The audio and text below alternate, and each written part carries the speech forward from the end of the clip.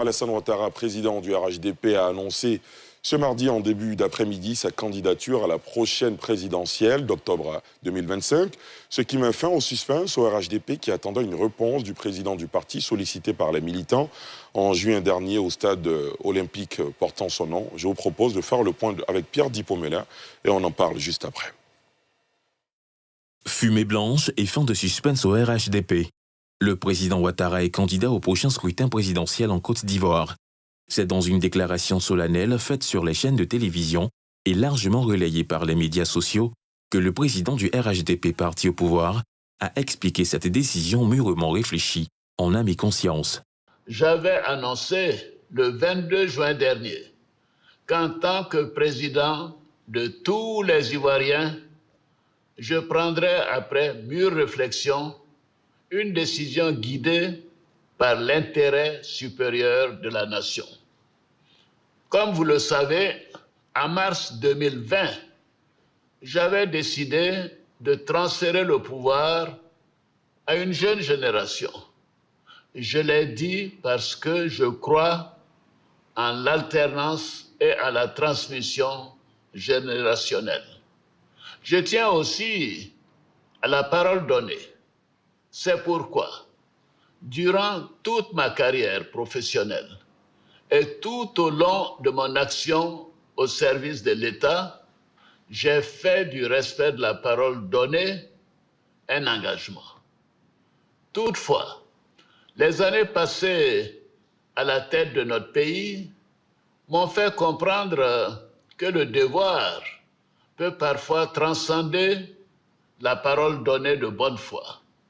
En effet, à l'occasion de ma prestation de serment, j'ai pris l'engagement de servir la Côte d'Ivoire, de la protéger, de veiller à l'unité nationale, à l'intégrité du territoire et de travailler au bien-être du peuple ivoirien.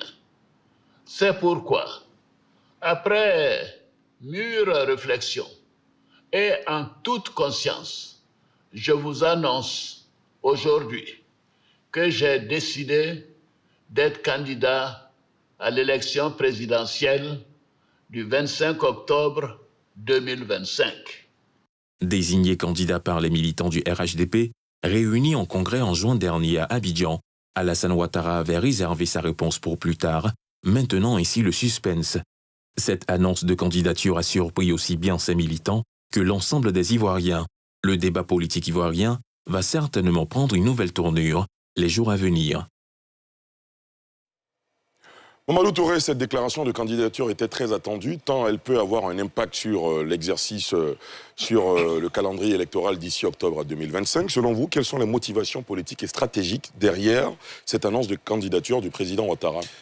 Mais il a rappelé lui-même, le président de la République. Vous savez, nous sommes rentrés dans un processus d'abord au sein du parti, où à l'occasion donc des pré-congrès et surtout le congrès, nous avons de façon unanime, je parle des militants, des instances du parti, proposé le président comme notre candidat à l'élection présidentielle.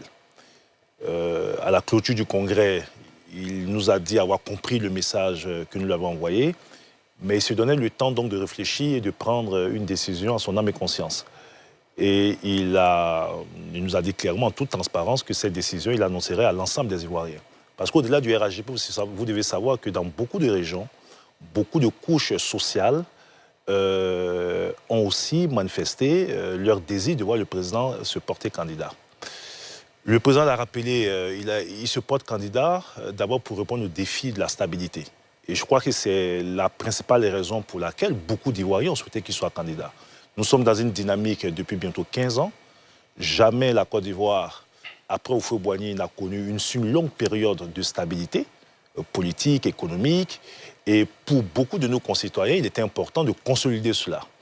Nous avons aujourd'hui des performances économiques avec un taux moyen de croissance d'autour de 6 à 7% depuis 15 ans.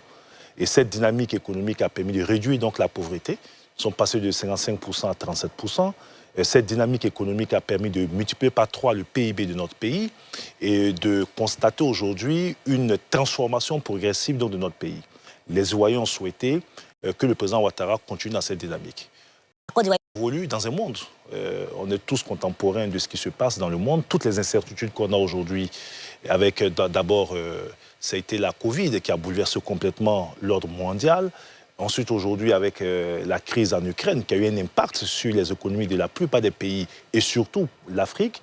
Et nous avons aussi une sous-région qui est en proie à beaucoup de difficultés au niveau sécuritaire. Et la Côte d'Ivoire a ce défi, puisque nous sommes aujourd'hui entourés par quelques pays qui malheureusement sont victimes d'instabilité, souvent liée au terrorisme. Alors, dans ce contexte mondial, international et sous-régional, beaucoup d'Ivoiriens ont estimé qu'il avait le leadership nécessaire, l'expérience nécessaire pour conduire pendant 5 ans notre pays et prémunir notre pays contre tous ces fléaux et défis. Voilà un peu. Et le président a répondu à cela, en toute transparence. Je l'ai dit qu'au niveau des RHDP, nous nous satisfaisons de cette réponse que le président a donnée. Ça a été une réponse, une décision difficile pour lui, mais c'est aussi un sacrifice qu'il fait pour son pays. Et nous mesurons l'ampleur et l'enjeu du sacrifice fait par le président. Et je pense que beaucoup d'Ivoiriens sont de cet avis. Et d'ailleurs, vous avez vu, dans toutes les villes, que ce soit à l'est, à l'ouest, au centre, au nord, de façon spontanée, des Ivoiriens ont manifesté leur joie relativement à cette annonce. Il nous revient maintenant. Moi, je considère que le président a fait sa part. Il est candidat. Il nous revient maintenant de porter cette candidature et de faire en sorte qu'à l'élection présidentielle à venir, dès le premier tour, il puisse gagner avec une large majorité de l'électorat et pour lui donner tout le ressort nécessaire pour faire face aux défis qu'il a lui-même énoncés dans son discours. Très bien. Sylvain Guédé-Debaï. Question? Analyse? Oui. D'abord, c'est de dire que la réponse qui était attendue et qui a été donnée par le président Ouattara de M. Franguet, parce que nous avons observé tout ce qui a précédé à cette annonce. Il y a eu d'abord le congrès du 22 juin qu'il a évoqué, et puis il y a eu sa réponse qu'on a entendue, où il disait qu'il allait s'accorder un temps de réflexion. Et tout ce temps-là, il a fait durer la réponse pour enfin dire que, il s'annonce comme candidat, parce que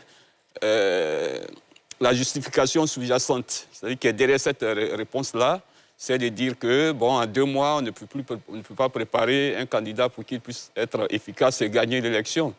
Voilà, ça aussi, ça relève en quelque sorte de la ruse.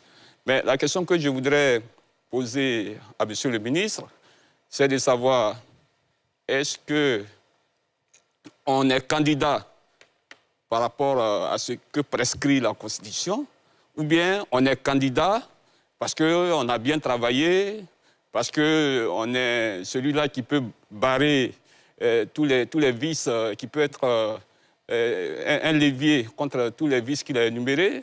On est celui-là qui peut être, n'est-ce pas, mener à bien la politique monétaire, etc. On est candidat pour cela, ou bien on est candidat par rapport à la Constitution. Parce que la Constitution ivoirienne prescrit que le mandat présidentiel, c'est 5 ans, renouvelable une fois. Et lui-même, il a eu à le répéter à chaque fois. On en est aujourd'hui à une 4e candidature, qui n'est pas un 4e mandat pour le moment. Parce qu'il prétend, il aspire à un 4e mandat, mais il peut ne pas l'avoir aussi. Alors, ma question est celle-là. Est-ce qu'on est candidat par rapport à la Constitution, ou parce qu'on a bien travaillé? Sinon, Foué-Boigny ne serait jamais parti. Mais il est mort, en fait. Il n'a pas S'il vous plaît. Mamadou Touré, réponse, allez-y. D'abord, lui dire qu'il n'y a pas de ruse avec le président Alassane Ouattara. Et il ne faut pas réduire les enjeux à un simple scrutin présidentiel. Vous savez, dans ce monde, il y a beaucoup de présidents qui sont devenus présidents de la République et qui se sont avérés des mauvais présidents, n'étant pas à la hauteur des aspirations des populations. On en a eu en Côte d'Ivoire. Donc tout n'est pas l'élection présidentielle. L'enjeu va au-delà de l'élection présidentielle. L'enjeu, c'est exactement ce que vous venez de dire et ce que le président Ouattara a dit. On est candidat et on veut être président pour apporter des réponses aux préoccupations des populations. On est candidat parce qu'on veut apporter la sécurité aux populations. On est candidat parce qu'on veut apporter un mieux-être aux populations. Donc l'élection n'est que un mécanisme démocratique qui nous permet d'avoir cette légitimité pour mettre en œuvre donc, tous ces projets. Donc il n'y a pas de ruse. Ce n'est pas une question de préparer quelqu'un en 2 mois, ça va largement au-delà de ça. La Côte d'Ivoire a besoin d'un leadership éclairé pour faire face aux défis que j'ai énumérés et qui sont contenus dans le discours du chef de l'État. Vous dites, est-ce qu'on est candidat parce qu'on respecte les clauses de la Constitution ou on est candidat parce qu'on veut améliorer les conditions de vie des populations? Mais c'est les deux. L'intention des candidatures, c'est de dire j'aspire à apporter un mieux-être aux populations, mais il faut que cette candidature soit conforme à la Constitution. Elle a dit. La Cour constitutionnelle a considéré que là, cette nouvelle Constitution, il s'agissait d'une nouvelle Constitution qui consacrait une nouvelle République et donc qui remettait le compteur à zéro et donc M. Ouattara pourrait être candidat. Il a été candidat. Et donc, les 2 mandats du président Ouattara, conformément à la nouvelle Constitution, continuent de courir éventuellement.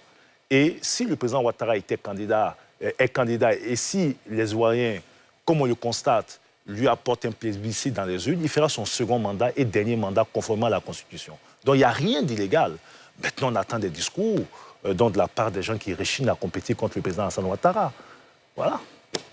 Docteur Deroux? Moi, je vais revenir un peu sur 3 éléments. Allez-y. Le caractère légal, le caractère moral, le caractère social de cette candidature. Je ne suis pas expert en droit, mais je sais que... Vous êtes politologue. Ouais, vous avez oui. l'avantage de bien analyser les faits. Bon, je vous en prie. Voilà. Alors, en 2016, lorsque l'avant-projet de la Constitution devait être fait, la présidence, je crois, le 31 mai 2013, a publié la liste, 2016, a publié la liste des experts. Ces experts-là étaient 10. Le président était le professeur Ouraga Obou. Dans cette commission, il y avait 2 membres, M. Ibrahim Sissé Bakongo et M. Sansan Kambile, ministre de la Justice. Alors, quand vous prenez le communiqué qui est fourni par la présidence, devant les dicteux Sansan Kambile, c'est mis commissaire du président. Le commissaire, ce n'est pas le commissaire du gouvernement, le commissaire du président de la République, dans une question d'avant-projet de loi, a pour rôle de donner les orientations. Il est comme l'interface entre la commission et le président. La nouvelle Constitution, en son article 55, avait brisé la limite d'âge. Alors, les Ivoiriens ont commencé à s'interroger sur cette question de la nouvelle mandature ou de l'éventuelle mandature du président à la candidat parce que la Constitution ne lui permettait pas. En tant que commissaire du président de la République auprès du comité des experts, le ministre de la Justice, M. Kambile, a représenté la commission au Parlement. Il a tenu le même langage. M. Ouraga Obou, selon le site, je peux me les citer, yoklo.com, pendant cette période, a dit que le président Alassane Ouattara ne pouvait pas se présenter parce que la Constitution ne lui permettait pas. Alors, qu'est-ce qu'on constate? Lorsqu'en 2020, principalement le 6 août, le président fait volte-face après avoir annoncé le 5 mars qu'il ne serait plus candidat, il justifie cela par un cas de force majeure dû au décès de M. Amadou Gon. Alors là, le débat s'est posé. Le débat s'est posé, on n'a entendu personne. Alors moi, ce qui m'intrigue, c'est la posture de nos intellectuels qui avaient, des juristes d'alors, qui avaient plus ou moins la responsabilité de se prononcer clairement au fait d'éclairer l'opinion. M. Sissé Bakongo n'a fait aucune déclaration, le ministre de la Justice n'a fait aucune déclaration. M. Ouraga Obou, bien qu'interpellé par un courrier du secrétaire général d'alors du PDCI, M. Maurice Kakou-Dikawé, n'a pas répondu. Interpellé dernièrement à l'université de Bouaké, lors d'une conférence, je pense que c'était en 2022 ou 2024, M. Ouraga Obou a justifié son silence par 3 faits. Premièrement, il a dit que quand la Constitution est promulguée, le comité d'experts était fort clos, donc il ne pouvait plus se prononcer. Deuxièmement, il a estimé, j'emploie son expression, que le débat était pourri. Donc, en tant que juriste, il ne pouvait plus se prononcer. Troisième élément, il dit avoir dit que le président ne sera pas candidat et non avoir dit que le président ne peut pas être candidat. Analysons un peu les faits de M. Ouraga Obou. Même pendant la période de la promulgation, c'est pendant cette période-là avant que M. Bakongo et M. Kankan Sambile se sont prononcés. S'ils n'étaient pas d'accord, ils pouvaient le faire. Deuxième élément, quand il dit que le débat était devenu politique, n'était plus juridique, en tant que citoyen, il pouvait donner son avis. Et les militants du président Alassane Ouattara d'alors, le seul constitutionnaliste dont moi j'ai mémoire, hein, qu'ils ont, c'est un certain Richard Maton qui, après recherche, serait un constitutionnaliste fictif. Or, c'est son analyse, c'est son argumentaire qui était mis en avant. Alors finalement, le professeur Ouagadougou dit, il se remet au Conseil constitutionnel. Ça ressemble un peu à du juridisme et c'est ce qui interpelle. Donc au niveau juridique, c'est ce premier élément. Deuxième élément, c'est le niveau moral. Permettez que je finisse. Bon, allez-y, de toute façon, on a tout le temps. Voilà, donc, non, je finis en même temps. Allez-y. Au niveau moral, vous savez, quand un président vient dire, moi j'ai suivi toutes les interviews du président Ouattara avec la presse française, il était meurtri, il a même été interpellé par Marc Perelman de France 24, le traitant le mégalomane, il a dit non, que ce n'est pas dans son sens, c'est parce qu'il était vraiment coincé. En 2017, il a encore interpellé le président Mugabe, lui disant de passer dignement le flambeau, que ce n'était pas intéressant. Quand après tout ça, le président Alassane Ouattara, après 15 ans de pouvoir, il avait demandé 5, revient encore se rétracter, parce que c'est une rétractation, s'inquiète pour la morale, pour la figure politique qu'il est, pour la respectabilité qu'il a accompagnée avec tout son parcours politique, ce ne sont pas des éléments qui sont faits pour le corroborer. Au niveau social, enfin, quand on s'appelle Alassane Ouattara, qu'on a fait l'opposition, que le maître mot de tout ce qui a été au sein de sa campagne, c'est l'exclusion, quand on arrive, qu'on déclare lors d'une visite d'État à Katiola, qui n'aurait pas d'exclusion, il serait intéressant, dans ce contexte, de faire l'effort de ramener tous les Ivoiriens, tous ces leaders-là qui ne sont pas à la table, sur la liste, afin de voir équilibrer. Mais quand, en plus de se rétracter, en plus de se fier seulement, parce que le seul argument que les partisans du président Ouattara ont, c'est le Conseil constitutionnel a dit. Il n'y a pas d'argumentaire. Ce n'est pas, pour moi, c'est une candidature qui est clivante et ça n'augure pas forcément d'une stabilité. Je ne suis pas en train de citer quiconque, hein, mais je veux dire, il serait intéressant de prendre des mesures qui pourraient contribuer durablement à la stabilité de la Côte d'Ivoire. On va laisser Mamadou Touré réagir. Allez-y, monsieur le ministre. J'écoutais avec beaucoup d'intérêt ce long développement. En réalité, c'est du réchauffé. Ce que vous dites là a été dit en 2020, lorsque le président Ouattara était candidat. Ce sont les mêmes arguments. Vous n'avez pas évolué. Lorsqu'on est dans un état de droit, le débat, il est libre. Bakongo fut-il collaborateur du président de la République, a une opinion. Et on se doit de respecter son opinion. Vous ne parlez pas de Mamadou Koulibaly, qui avait dit qu'avec la nouvelle constitution, M. Ouattara pourrait être candidat. Vous n'en parlez pas. Vous ne parlez pas d'Afin Guessan, qui avait dit aussi, dans une opinion libre, qu'avec cette nouvelle constitution, M. Ouattara pourrait être candidat. Vous vous figez à prendre seulement ceux qui peut-être avaient un avis contraire. Chacun est libre de son opinion et de son avis. La seule juridiction dont l'interprétation de la Constitution compte, avec effet juridique, c'est le Conseil constitutionnel. Et je vous dis que ces arguments que vous soulevez, ces arguments ont été soulevés par Nkona Bédié et Afin Guessan devant cette juridiction. Il y a eu les avocats d'Nkona Bédié, les avocats représentant M. Ouattara, qui sont retrouvés devant la juridiction. Argument contre argument. Et les juges constitutionnels, qui sont totalement indépendants et libres, ont, selon leur interprétation, jugé que la Constitution permettait à M. Ouattara d'être candidat. On a eu le même cas au Sénégal. Au Sénégal, lorsque M. Ouad, l'ancien président, a modifié la Constitution et a voulu faire un troisième mandat, l'opposition a saisi le Conseil constitutionnel. À partir du moment où le Conseil constitutionnel a tranché, selon son interprétation, selon donc, la nouvelle Constitution sénégalaise qui permettait à M. Ouad de faire un autre mandat, l'opposition est allée à un scrutin, donc M. Macky Sall, il a battu M. Ouad. Donc ce débat, il est dépassé. Alassane Ouattara est candidat. La candidature a été validée, de faire une requête encore devant le Conseil constitutionnel avec tous les arguments que vous avez, et il reviendra au Conseil constitutionnel de décider. C'est ça aussi un état de droit. La question morale, moi je vais la retourner. Et je vous retourne cette question, à travers vous, à tous ces acteurs politiques. En définitive, c'est quoi la morale? C'est de se vertuer à éliminer un adversaire. En réalité, tous ces arguments, c'est du TSO. Je suis obligé de vous dire, c'est du tout sauf Ouattara. Des gens qui ont passé une vingtaine d'années à détester un homme, à vouloir exclure un homme, à monter de façon artificielle, on l'a vu dans ce pays, des lois pour l'exclure, etc., sont tous dans cette logique d'exclusion donc, de ce monsieur, en dépit donc, des décisions de justice et donc, du Conseil constitutionnel. Donc s'il y a un problème de morale, c'est à votre niveau. Eh bien, vous allez vous faire avec, parce qu'il est candidat. En tout cas, sa candidature sera donc déposée. Vous parlez du côté social, mais quand vous prenez toutes ces populations, au-delà même de son camp politique, ces anonymes dans toutes les régions qui ont exprimé de façon ouverte et à visage découvert on demandait au président Ouattara de faire un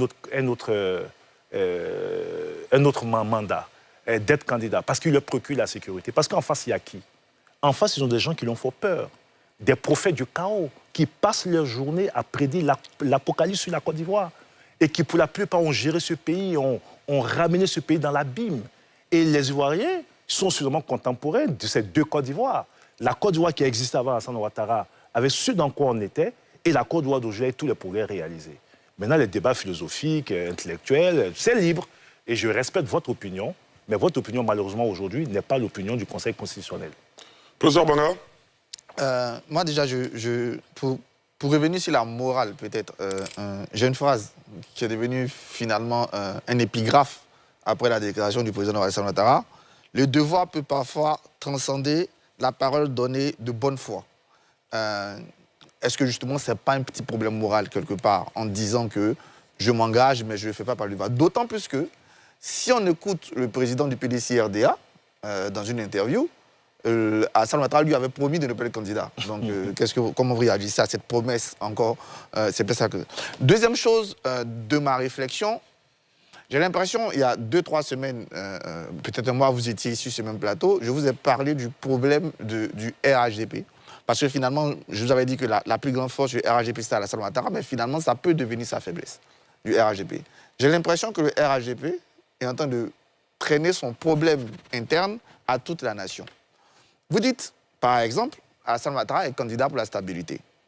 C'est bien, mais la stabilité, c'est un homme qui l'a garantie ou c'est un système qui l'a garantie? Si c'est un homme qui l'a garantie, on est en danger. Ça veut dire que demain, si Alassane Ouattara ne peut pas être président, on ne sera pas stable. En revanche, si c'est un système qui le garantit, pourquoi tant alors s'accrocher à Alassane Ouattara si, au-delà, il a le mécanisme pour pouvoir garantir cette stabilité? Donc, en gros, est-ce que vous n'êtes pas en train de refaire la même chose, en train de fixer sur Alassane Ouattara? Parce qu'après 15 ans, personne ne se dégage chez vous, peut-être pour incarner la réussite et la poursuite du bilan, je suis le premier à le dire, plus que satisfaisant d'Alassane Ouattara. Troisième réflexion, là-dessus, vous êtes ministre de la promotion des jeunes. Vous ne pensez pas que, en encourageant ou en sollicitant une candidature d'Alassane Ouattara de 83 ans, moi personnellement, d'ailleurs, je l'ai déjà pris la parole publique plusieurs fois là-dessus, ça ne me gêne pas, mais vous, en tant que ministre de la Jeunesse, surtout qu'en face, on a, par exemple, Diomaye Faye qui a été élu à je crois, 41 ans, non? C'est ça? On a la quarantaine, disons. Voilà, quarantaine, on a des tendances. Et la population ivoirienne a plus de... Tout le temps, donc quand vous êtes là, je peux les résumer. on en profite. Non, je vais essayer de revenir. Si j'oublie, vous pourrez... Sur la question de la morale, j'entends, on entend tous. Les adversaires du président Ouattara ont décidé d'en faire, selon eux, un problème de principe, un problème de morale. Moi, je m'interroge toujours sur la crédibilité des postures et du discours. Il est connu ici que Laurent Gbagbo, et vous pouvez voir les vidéos, a dit qu'après 75 ans, on ne devrait pas être candidat à l'élection présidentielle. Il est de notoriété publique que le président Henri Konan Bédié, après l'élection présidentielle de 2010, a dit que c'est sa dernière élection et qu'il ne serait pas candidat. Mais je ne vous ai pas entendu, mais monsieur, avoir le même jugement de valeur sur la morale de M. Gbagbo, qui a 80 ans aujourd'hui, qui est candidat, alors qu'il avait dit qu'à 75 ans, on ne devait plus être candidat. Le président Henri Konan Bédié a été candidat en 2020, il avait 86 ans, beaucoup plus âgé que le président Alassane Ouattara. Cette indignation sélective, mais qui en réalité cache du TSO, du tout sauf Ouattara, n'est pas admissible. Le président Houphouët-Boigny a été candidat en 1990. Est-ce que vous savez qu'il avait 85 ans? Mais le PDCI qui parle aujourd'hui a salué la candidature du président Houphouët-Boigny. Le slogan de campagne, c'était quoi? Le don de soi. Mais pourquoi il y aurait don de soi d'Houphouët-Boigny en 90 et puis il n'y aurait pas de don de soi d'Alassane Ouattara pour son pays aujourd'hui? Ali, je ne veux pas être long. C'est quand même important que je vous montre ça. Qu'est-ce que vous avez? Ça, c'est un journal, Le Nouveau Réveil.